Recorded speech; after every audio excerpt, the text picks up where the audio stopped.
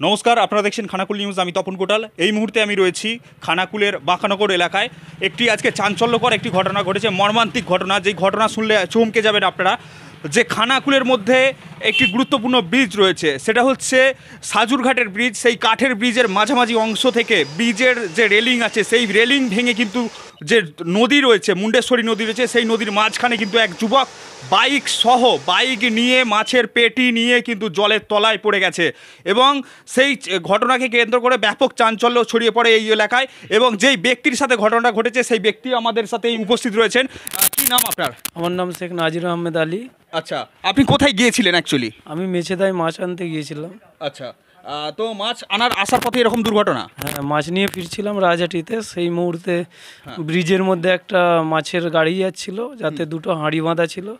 ওখান থেকে আসার সময় হাঁড়িতে লেগে গাড়িটা ডিসব্যালেন্স হয়, তারপরেই রেলিং ভেঙে নিচে পড়ে যায় একদম।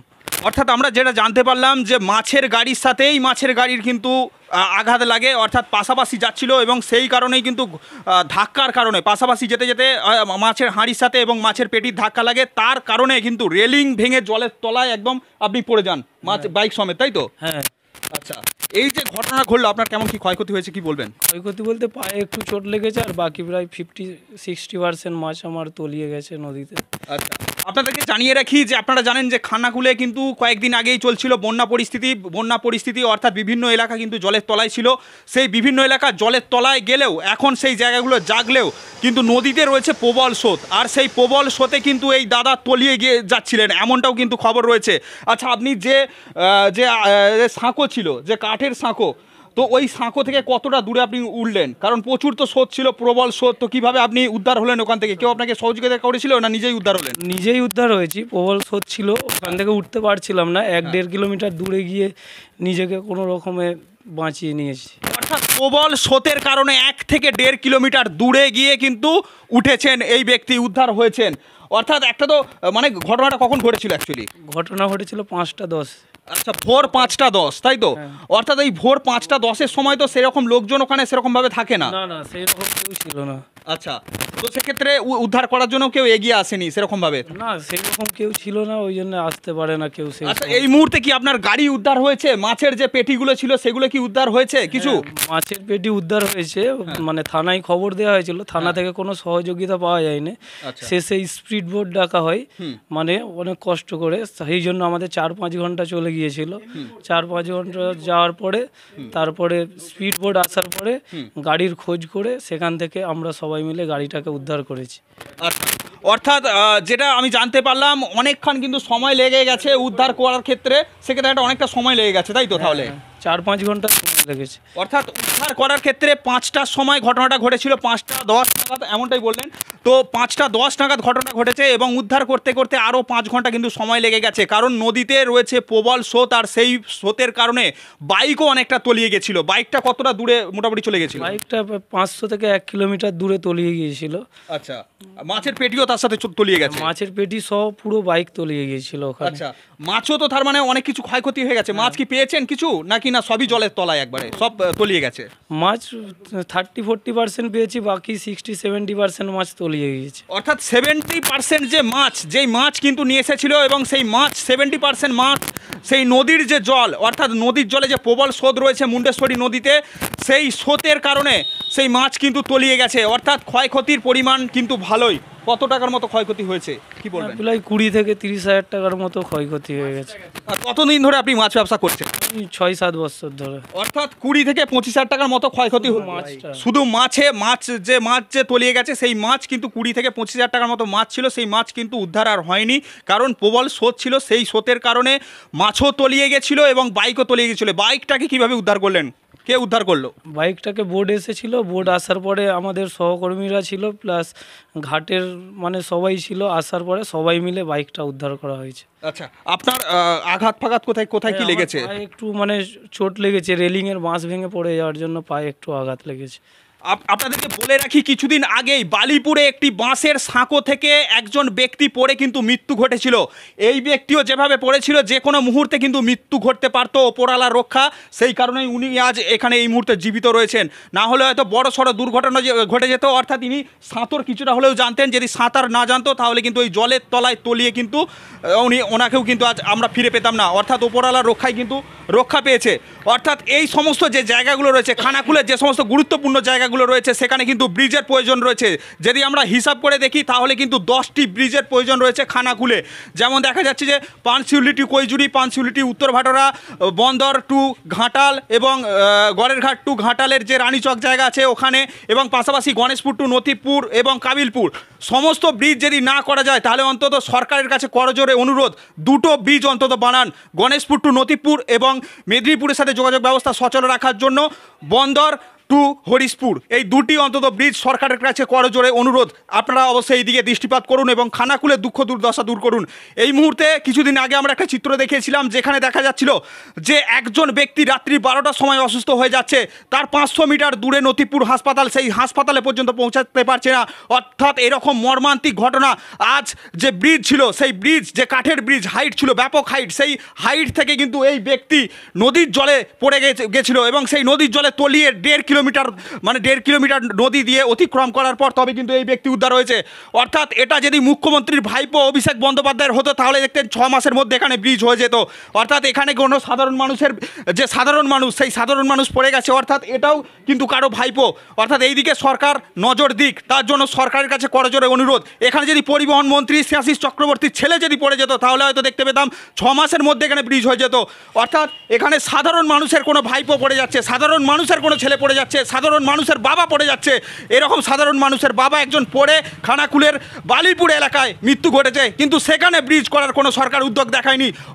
অর্থাৎ সরকারের কাছে টাকা রয়েছে, লক্ষ্মীর ভাণ্ডার টাকা দেওয়ার জন্য টাকা রয়েছে, সরকারের কাছে টাকা রয়েছে যে দুর্গাপূজার চাঁদা দেওয়ার জন্য টাকা রয়েছে, সরকারের কাছে টাকা রয়েছে যে পুরীর জগন্নাথ মন্দির বানানোর জন্য টাকা রয়েছে। অর্থাৎ এই সমস্ত ব্রিজ বানানোর জন্য সরকারের কাছে টাকা নেই। অর্থাৎ আপনি যেমন পুরীর জগন্নাথ মন্দির বানাচ্ছেন বানান, যেমন লক্ষ্মীর ভাণ্ডার দিচ্ছে দিন, এবং পাশাপাশি আপনি যে সমস্ত উদ্যোগগুলো করছেন, দুর্গাপূজার চাঁদা দিচ্ছেন দিন, পাশাপাশি এই খানাকুলের যে সমস্ত গুরুত্বপূর্ণ জায়গাগুলো রয়েছে সেই সমস্ত ব্রিজ নির্মাণের জন্য কিছু টাকা অন্তত দিন, যাতে এই সমস্ত দুর্ঘটনাগুলো ভবিষ্যতে যাতে না ঘটে, কারো মায়ের যেন কোল না খালি হয়। এই জন্য আমি সরকারের কাছে করজোরে অনুরোধ করব এই সমস্ত জায়গাগুলো ব্রিজ দিন। আচ্ছা, এখানে যদি কোনো মন্ত্রীর ছেলে পড়ে যেত এখানে ব্রিজ হতো না কি বলবেন? অবশ্যই হতো, 1-1.5 মাসের মধ্যে ব্রিজ নির্মাণ হয়ে ব্রিজ হয়ে যেত। এটা যদি মুখ্যমন্ত্রীর ভাইপো অভিষেক বন্দ্যোপাধ্যায় এই যে যদি জলে এইভাবে পড়ে যেত তাহলে কি হতো ব্রিজ? না, হতো না। কি বলবেন?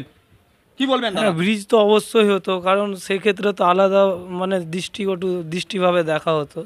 সাধারণ মানুষের জন্য সেইভাবে তো কিছু দেখা হচ্ছে না, এই জন্য আমরা আশাবাদী যে ব্রিজটা যাতে করা হয়।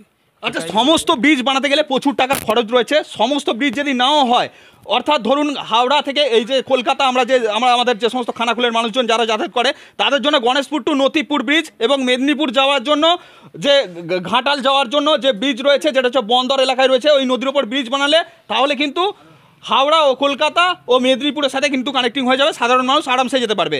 তো এই ব্রিজগুলোর জন্য তো অন্তত সরকারকে নজর দেওয়া দরকার। কি বলবেন? অবশ্যই নজর দেওয়া দরকার। আচ্ছা দাদা, ঘটনাটা কি ঘটেছিল আজকে, কি বলবেন? সকালবেলা আসছিল, আসার টাইমে একটা হাঁড়ির সঙ্গে ধাক্কা লাগে। ধাক্কা লাগার পরে গাড়িটা স্লিপ খেয়ে ব্রিজ থেকে পড়ে যায়। উনি তখন লাম মারে গাড়ি ছেড়ে দিয়ে। আচ্ছা, গাড়িটা নিচে পড়ে যায়, মানে শরীরের উপরে পড়েনি, সেই জন্য বাঁচিয়ে দিয়েছে উপরওয়ালা। আচ্ছা, আপনি কি ওই সময় প্রেজেন্ট ছিলেন, ওখানে ছিলেন কি? আমি ছিলাম না, আমি পরে এসে ওখানে শুনলাম এরকম হয়েছে। আচ্ছা, যখন বাইক উদ্ধার হয় তখন ছিলেন? হ্যাঁ, তখন ছিলাম। আচ্ছা, নদীতে কেমন স্রোত রয়েছে? প্রচুর স্রোত। আচ্ছা, ওই যে নদীতে পড়ে গেছিল, অন্য কোনো যে সাঁতর যদি না জানতো সেই ব্যক্তি কি বেঁচে ফিরতো? না, কোনো দিনও নয়। আচ্ছা, কেমন স্রোত রয়েছে? প্রবল স্রোত রয়েছে তো? প্রবল স্রোত রয়েছে। অর্থাৎ প্রবল স্রোতের মধ্যে কিন্তু জীবনের সাথে লড়াই করে অর্থাৎ বেঁচে উদ্ধার হয়েছে এই যে দাদা, এই দাদা কিন্তু উদ্ধার হয়েছে। কি নাম আপনার? আমার নাম শেখ নাজির আহমেদ। আপনার বাড়ি কোথায়? আমার বাড়ি বাঁকানগর। আপনি কি করেন? মাছ ব্যবসা করি। আচ্ছা, আপনার বাবা মা আছে? হ্যাঁ, বাবা মা আছে। বাবা মা কি করেন? বাবা কাজ করে, চায়ের দোকান চালাই, মা বাড়ির মানে ও ভাই।